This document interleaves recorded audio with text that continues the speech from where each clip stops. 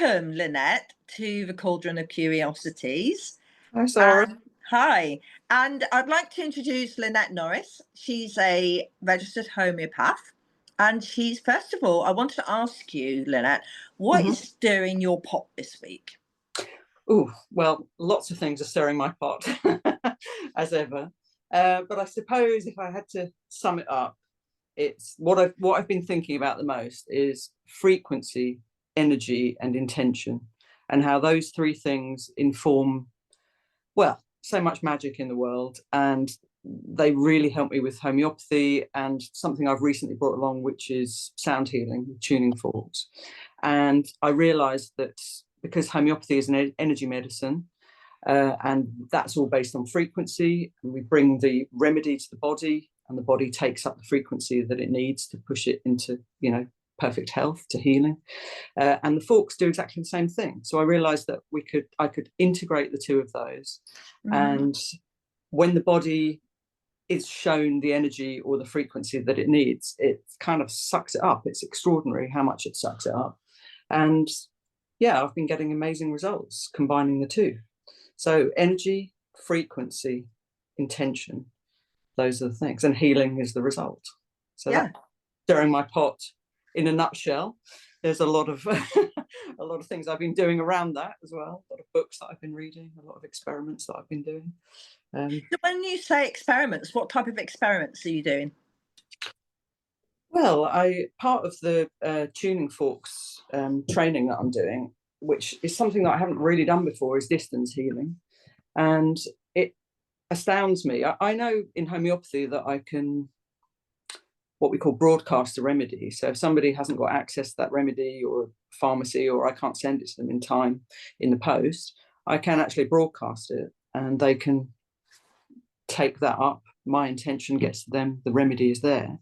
And so I've been combining that with my distance frequency healing, and I would just push the remedy with the frequency and find out what people. So obviously the person who I'm doing the healing on doesn't know what I'm doing in that moment, but then when I speak to them afterwards, it's the results that kind of come through. Yeah, So like the synchronicity of what you were doing, and then their feedback correlates the two results. So and healing, like, in a very real physical way. Not, I mean, they do have sensations and thoughts, but healing in a very real way. So people who've got, say, swelling, that swelling diminishes, and that's a real result. So, and it's something that I've been reading about. Eileen Day McCusick, who's the founder of biotuning, she is very much into electrical energy, and one of the things she talks about in her book, which I'll go into later, is how not only do everything's made of energy, everything's made of frequency, vibration, but when we see objects in the world around us, we think there's this almost like empty space between, but actually this space is not a void, it's also electromagnetic energy. So in a sense, we're connected to everything around us, i.e., where does my bum start and the seat start? Actually, they're at a cellular, atomic level, they're mixing. So there's no separation between us and things in the world around us. And that's, I think, how distance healing works. It's like we're surrounded by information superhighway. Everything is electrical, everything is vibrating. And that's why I'm so interested in tuning forks, because it aligns so nicely with homeopathy. Because I think that a lot of people have a mistaken idea that homeopathy is a kind of herbal medicine, but actually it's an energy medicine. So although we take the original essence, we dilute it, and by the end of it, it's like what I kind of think of as like a radar ping of the original energy. By that time, it's a lot more powerful than it was in its gross form, and it pings the body. It pings it into taking the energy that it needs to get its kind of, if you're on low, it gets your dial back up. So that's what I've been thinking about. That's what's making me curious this week. And thank you. No, that's great. Thank you. And I wanted to ask you, what started you on this road? What was what were you curious about that made you go, I'm going to become a homeopath? Well, I think probably like a lot of people, it was an experience with homeopathy that led me down that path, because until the age of 22, I was just going along, going to the doctors, taking medicine, doing what they said. I didn't even know that there was another alternative. I literally didn't. And then when I finished my degree, I got very ill, actually collapsed on campus. I was really, really ill. I had a kidney infection that lasted for 9 months. And a lot of that time I was literally lying on the floor. I was in so much agony, I could only lie on the floor crying. And in that time, I got given 13 rounds of antibiotics by the doctor. And me being a sort of, you know, innocent youth, I suppose, I just kept taking it and taking it and taking it, and my health was going down and down and down. Of course, I didn't know at the time that it was like destroying my microbiome and my immunity. I had no idea about that. And I had no idea how to sort of look after myself either. I was just working myself into the ground and partying too hard and, you know, doing the things that 22-year-olds do. So I was on a film course, and I was very ill on that course. I had to sort of sit wrapped in a blanket, and I couldn't really take part too much, but I was still there. I met a woman who said to me, oh, I met this homeopath and she helped me with my kidney problems that I had. So I saw her. Her name is Pema, still is. She still practices in Sussex, Pema Saunders. And she was amazing. It was actually life-changing. The remedies in themselves were life-changing, in that 2 months later, I was completely cured. But more than that, she brought to me this incredible healing energy and just positive regard, you know, that I just hadn't experienced. So to get 13 rounds of antibiotics, I'd been to the doctors 13 times, but I had never experienced that kind of positive regard of somebody sitting me down in a room, focusing on me for an hour and a half, and really thinking carefully about what was needed. And it was just, yeah, it was balm to my soul. And she gave me a lot of brilliant advice. And one of the things she asked me to do was to go to the Federation of Spiritual Healers. And she said, look, you need a complete reboot. You need a reset. Go and get spiritual healing. And I did that. And it was a radically powerful experience. Again, my young 22-year-old self, I had no idea what was going to happen. I just didn't know. But I did it anyway. And so, yeah, there I was, cured 2 months later. And then throughout my life, I did use homeopathy. I used it when I gave birth to my daughter. That was incredible. That really helped. And then I got to a certain age and started thinking, what do I need to bring to the world? I've had my career in TV. I've owned a shop for 11 years. But what am I bringing to people? And it was homeopathy that drew me back. Because I didn't understand anything about what had happened with the homeopathy. Because the reason that homeopathy makes me so curious is it's so sophisticated, and yet it's so simple. So you can walk into Boots or your local health food shop and you can buy a remedy. So if you've got a wart on your finger, you can buy Thuya. If your baby is teething, you can buy chamomilla. And, you know, it works. It's very effective like that. And I also think that people should have a kit at home just for those everyday ailments for themselves and their loved ones. You know, that's brilliant.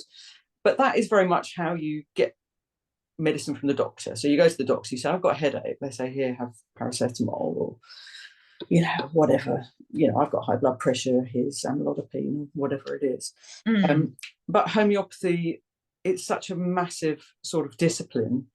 In homeopathy, we can go back into the past. We sort of recognize that there's no duality between mind, body, and spirit, tripleality, whatever that is.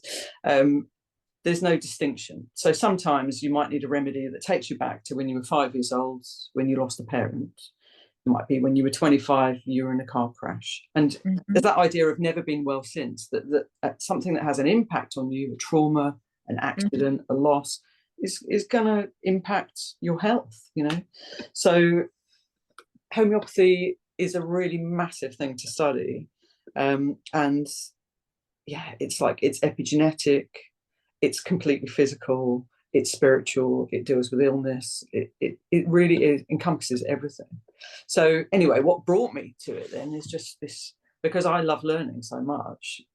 I think you could live 3 lifetimes and still wouldn't learn everything that there was to learn in homeopathy, you know. And every person that comes through my door, I recognize that they're completely unique. So I sort of sit down for an hour and a half, 2 hours with that person, and I want to know everything. I want to know about what they know about their birth, what they know about their grandmother's health, you know, Mm-hmm.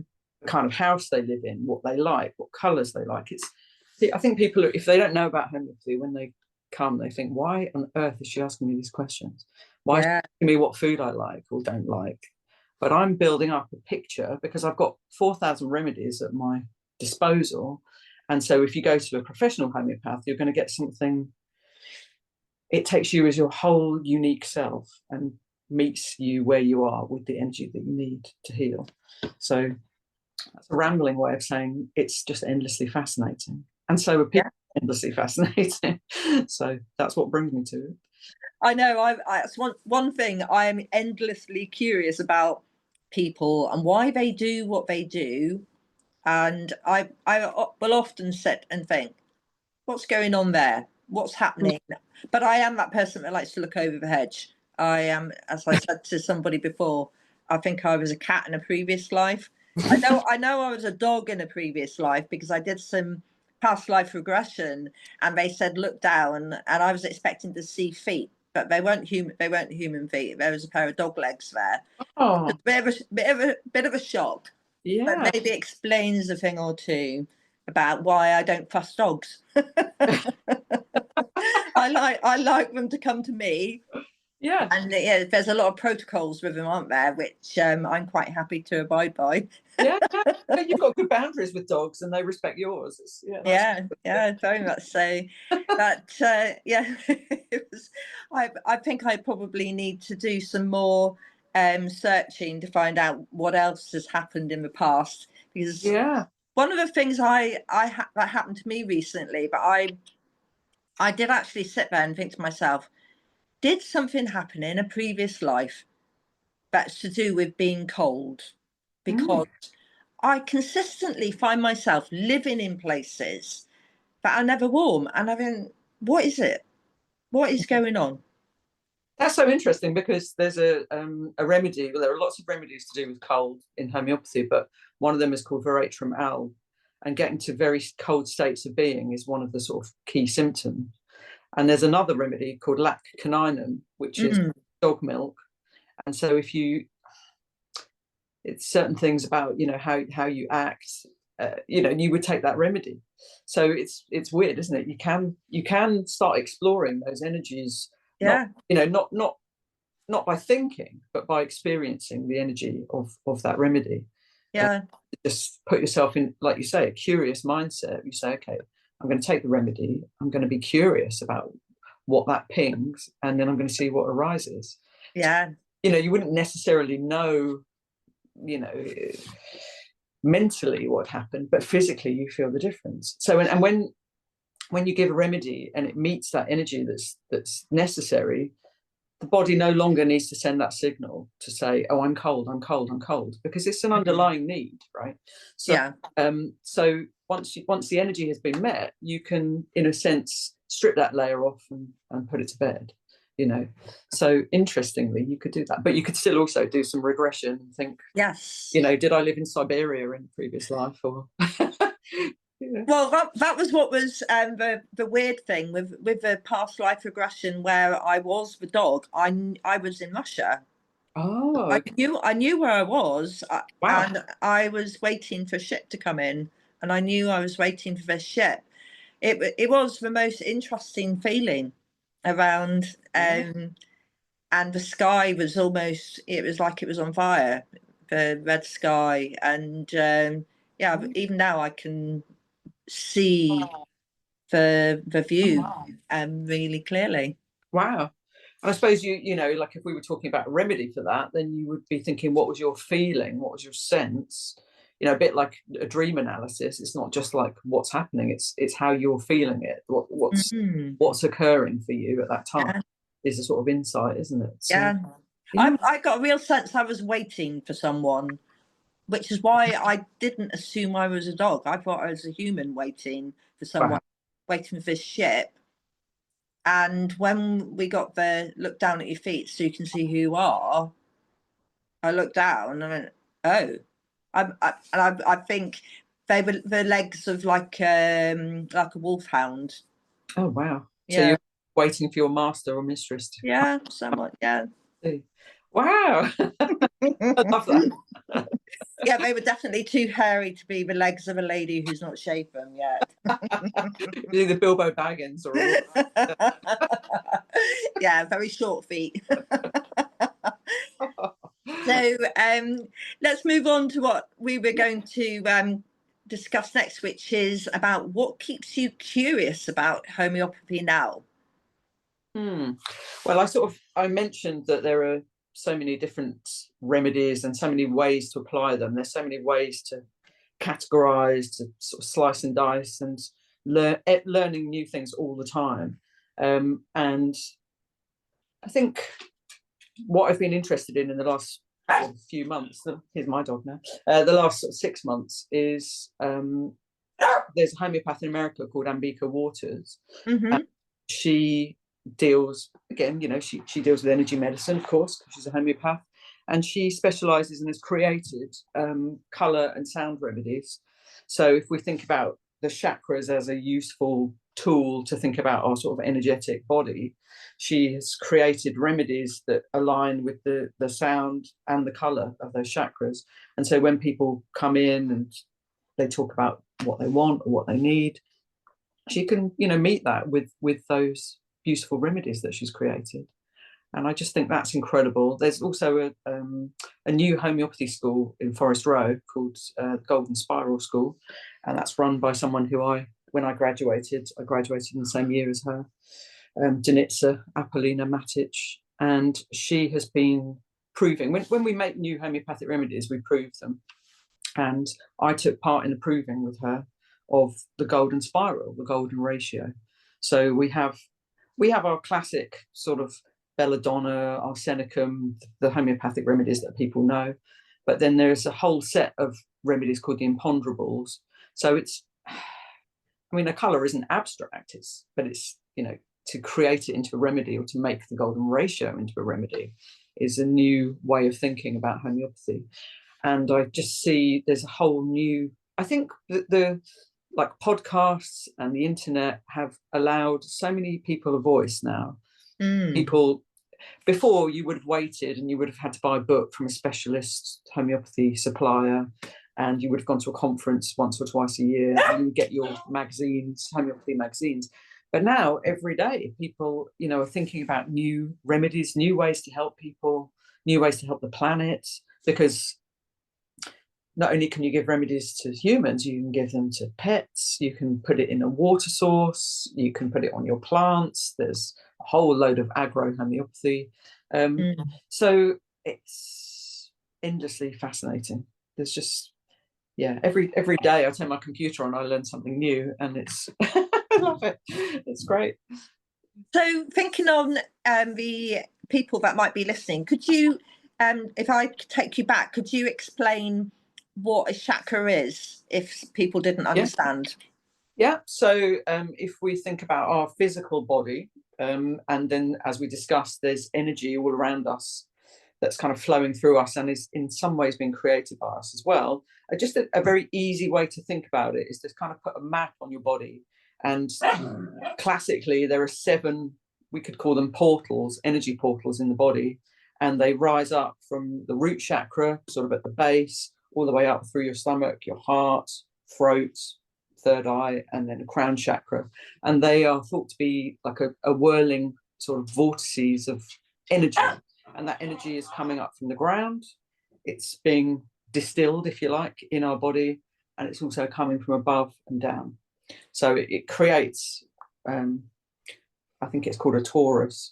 It's a kind of an ever whirling energy source that's going round and round, and it's also in the body. So every part of our body is aligned with one of these, and our emotional and mental body and our spirit aligned with one of these portals. So we can think about that in homeopathy. And if a person comes to you and says, "Oh, I've got really bad lower back pain," I'll start thinking, and then I'll ask them about that psychologically and things that have happened to them as well, and physically. So one of the ways, I suppose, in homeopathy, as with all other healing modalities, we're just looking for a way in, about how we can affect that person's energy. And so a chakra, if it's spinning, beautifully and everything's balanced, then the body's in balance. But if through our thoughts, or maybe other people around us, or just, I don't know, pollution or energy, things that we've eaten, things can start to get a little bit out of balance. And I think as well that you can hang on to things from the past that start to weigh heavily within that energy field as well. And so with homeopathy and with tuning forks, with that frequency, what I would do is I'm seeking to remove that which no longer serves, and to bring in a source of fresh new energy. It's like a lovely detox, really, isn't it? It's just like, instead of being, sorry, I was going to say, instead of being in a sort of like a stagnant pool, suddenly you're in a beautiful, clear, flowing, waterfall or spring. And it's worth mentioning that the chakras overlay major energy points where the organs and the blood vessels cross over and align. So they are, from a physiological point of view, they're major resource points in the human body. Definitely. And and they also, each chakra also rules part of the endocrine system, so the glands as well. So it's not, we've got blood, we've got nerves, we've also got hormones racing around as well. So they control everything, aren't they? I always like to say it's like the pituitary gland is like the fat controller. Exactly. That's it. Yeah, exactly. Controls so much in the body. So it's just, and I like to think of these, that some people can be skeptical, but I just think having a kind of having a map, just thinking about it's an overlay, it's a map, and we think about it, and what we think controls everything. Like, it controls what we do, it controls our energy. So if you think, oh, my heart feels a bit, I've got palpitations, or I lost somebody, so I'm heartbroken, you can use your mind to go there and think, I create calm, I create peace, I create love. So that's something else that I've been very interested in, is this idea of intention. It's it just, there are lots of books that I've been reading, which I'll go into when we talk about books and resources, but just the power of intention is just phenomenal. So and that sort of lines up with what you were saying earlier to me about what is on the cards next for you. Yeah, well, it is, yeah. I just want to take the combination of these things out there, because I think it can help people so much. Because I realize that homeopathy, a lot of the time I'm talking with people, and I'm discovering their narrative, like how they think about themselves, and I'm trying to get my head into theirs and think about that so I can help them. But it is, at the end of the day, I'm talking with them, and I give them the pilules, which is a sort of tablet to take away, and then their body does what it needs. But with the tuning forks, it's experiential, like it happens at that moment. So when we're in a session together and we're attuning and getting into resonance, then it happens at that moment, while they're in the room with me. And I like that, because talking is great, obviously I love it, but experiential healing, I think, is just, it bypasses a lot. We don't have to, if we don't want to, we don't have to talk about traumatic incidents, we don't have to go back and revisit them. It can make people feel very safe, and again, meet them where they are, but at that instant, it's instantaneous. So, and everyone knows sound, everyone knows the feeling of sound in the body, and it just seems such a remarkable way to take remedies in, or without remedies, as a healing modality in its own right. So that's where I feel like I'm going, is frequency plus energy plus intention equals healing. I've extrapolated Jonathan Goldman, who's a brilliant sound healer.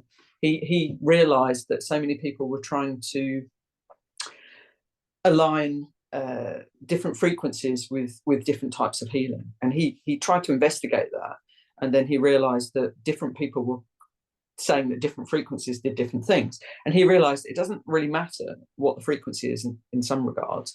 What matters is the intention of the person who's giving the sound healing and the person who's receiving it. So he came up with frequency plus intention equals healing, but I've just added energy for it, you know. Yeah, no, it's interesting, isn't it?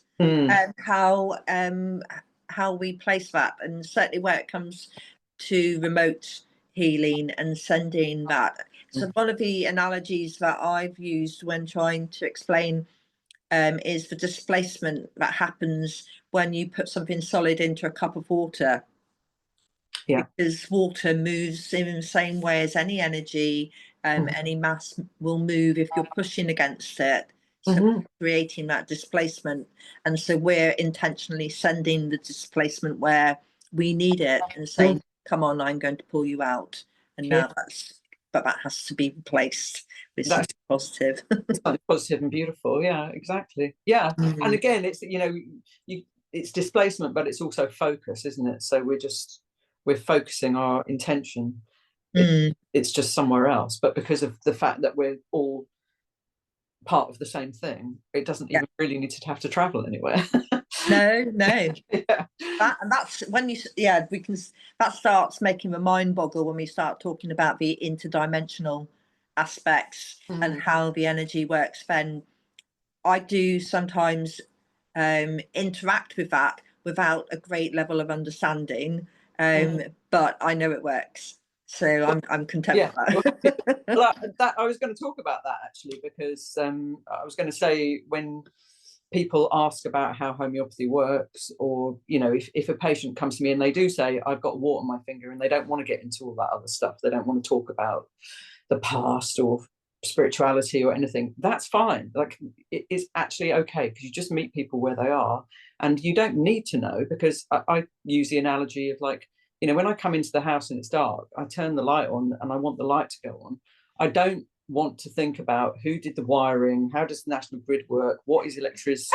I don't need to know all that at that moment. I just need the light to go on. So when someone comes to you and they've got a very real and present issue that they want to, sorry about my dog, keep barking, come on, you just have to be practical, and you know, they don't necessarily want to think about all the things that we think about, that they just want to be like, I've got arthritis, can you help me? So I think that's fair. You know? and I'm down with that as well.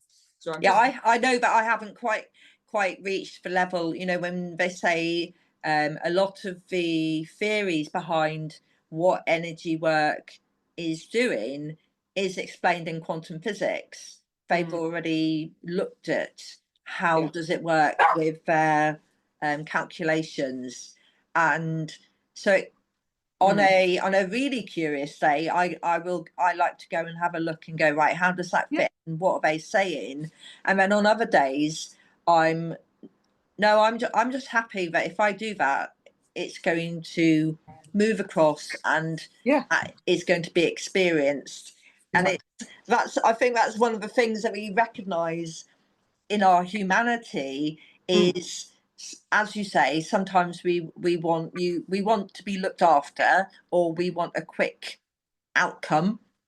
And other days I'm getting Google out, or now I'm using AI to do searching for me, and it's surprising how that makes me even more curious about, say, how do I do that? I know it's endless, isn't it, you know? Yeah. And I don't know, I am interested, like, when I talk about the books that I'm interested in at the moment, I am interested in how science is catching up with holistic and energy medicine, because I do really think that's happening through the quantum. But yeah, as you say, some days you're in a sort of scientific frame of mind, other days it's just pure energy and happy to jump in the pool, you know, and be in it. So you mentioned that you've got some books that you would like to recommend. Yeah, definitely. Let me just grab my notes, put my glasses on. Oh yeah. Well, sorry, I'm just gonna, I don't know what my dog wants. I'm just gonna go on, out you go. Go on. I think he wants to get involved, frankly. He wants to be heard. Yeah, he does. He wants to be heard. But okay, so there's two things really. There's some resources that I've got for people who are interested in homeopathy. And one of the best books, which I've got, and I'm going to grab it to show you. This is a lovely little book for the home homeopathic user. So just anyone who's, wants to use homeopathy at home, it explains very, very easily. So it's called Homeopathic Medicine by Trevor Smith. He just makes it incredibly clear. So it just breaks it down into, earache, food poisoning, and then you just look through and you kind of realize, so here we are: arsenicum, food poisoning, cold and chilly, bryonia, nausea and vomiting, pulsatilla, thirstless. So you kind of align your symptoms with what he mentions, and then you okay, so there's that book if you just want like a home kit. And you can buy a home homeopathy kit from Helios, so I'll give you these links to put down below. Helios are a brilliant homeopathic pharmacy, and you can buy like an 18 remedy kit, so you've just got that at home. And then if you were interested in learning about that for free, just how you would use those remedies, there's a brilliant home prescriber course by a very well-known homeopath called Hilary Dorian, and that's free. Anyone can go on that. And then you can also go onto the website of the Alliance of Registered Homeopaths, and you can find a homeopath on there locally, although of course most homeopaths work on Zoom now, like I do. Or you can find short courses or longer courses if you wanted to train to be a homeopath, also on ARH. But books that I would recommend, if we turn away slightly from sort of pure homeopathy. So as I say, I've been thinking about energy and the power of the mind to influence not just health, but like joyful, fulfilled living, how we talk to ourselves, how we think about ourselves and the world around us. And so I've been reading 3 books on that subject. One is called Mind Magic by Dr. James R. Doty, and he's a neurosurgeon, and he takes the sort of much maligned science of manifestation, of intentional thinking, and he talks about it in a scientific format. So he talks about how that can work, and he used it in his own life with incredible effects, and he's a doctor and a neurosurgeon. So he breaks it down into how the brain is responding when you're doing those sort of things. And then at the end of that book, he's got a 6-week course of how you can bring that into your own life as well. So it's brilliant. And then another book that I've been reading just this week is it's called The Mindful Body, and by Ellen J. Langer. She's a Harvard professor of psychology, and she is talking about how science is catching up with the holistic professions, and this old idea in medicine that the brain is where thinking happens, and it's a sort of a mass above a machine, and that you can affect how the machine works with medicine, but the two things have no impact on each other. She's completely disproven that in a series of really, really interesting experiments. And so not just how the mind influences what happens to the body, but also how you treat your body also affects your mind as well, of course. Of course, because they're not separate. So yeah, there's just some really great experiments in there. Like they took a group of elderly men in their 80s, and they sent them back in time by getting them to live together in a house. And they went back, I think 1989 they went back to, and they made the wallpaper, the furniture, the programs they were watching, the music on the radio. It was all set in 1989, and they were told, you are now in 1989. And before they went, they'd taken all their sort of blood markers, etc., etc. When they came out of there, they were essentially 20 years younger, because they then tried their grip strength, their microbiome, their cognitive processes. A lot of them had rewound 20 years. So wow. Purely like how they were thinking and feeling had a massive impact on their health. So, and there's a lot more like that in the book. It's really, really great. And then That ties in, doesn't it, a lot with how if we choose to become the ill person, yes, and what is it? But what is the benefit? And is it a choice? But what's driving that motivation in that space? And that would be work that you probably do when you go into people's past, finding out why are you in this position? What happened? Exactly. How did it sort of send your energy off course? Yeah. And so the remedy and the work that we do is about empowering those people to, live their best life, to have access to maximum energy, etc. Not, and it's never that is never to be judgmental. Or I know there have been criticisms in the past about if you always think that thinking affects your health, you're making ill people feel bad, but that's not what it's about at all. It's just again, it comes down to curiosity. It's not about judgment, it's about curiosity. Yeah, it's the what if, isn't it? So how would my day be if I tried this instead? Would it make a difference? Let's try. And being that person who says, "Let's try it. Let's give it a go," rather than having a rigidity around trying being the identity of being that ill person. Yeah. So and there have been some great even TV programs. I think it was Michael Mosley. About people with fibromyalgia and really bad back pain that are very heavily reliant on painkillers. And the idea was stop giving them painkillers and start moving and thinking in a different way about the body, again, with remarkable results. The people virtually bedbound or even in wheelchairs are walking by the end of a 3-week program without painkillers. So, it is, the power of the mind is amazing, as we know. So the third book that I wanted to talk about was someone who I mentioned earlier, Eileen Day McCusick, who founded BioTuning, the tuning fork protocol, many years ago. And she wrote a book a couple of years ago, Electric Body, Electric Health, using the electromagnetism within. And I just think it's absolutely fascinating, her insights into it, because she's a very practical person. She's not a guru type, she's not wafty. She's very sharp. She's very kind of incisive, and she doesn't want to just use something without knowing how it works. So as we were talking earlier about quantum physics, she did her whole, I think, MSc about electromagnetism and how sound affects it, how sound promotes healing in the body. And it's a really fascinating read. And I think she's also got a chart at the back of the chakras and how, like say if you've got a pain in your foot, how does that tie in with chakra? So yeah, I'll send you all these links anyway, so you can put those on. But brilliant. So I'm awash with thoughts about energy, frequency, and intention. Where I am. So yeah. Thank you. Well, thank you very much, Lynette, for coming on today and talking to me about what makes you curious regarding homeopathy and energy. It's my pleasure. It really is. Yeah, lovely to talk to you.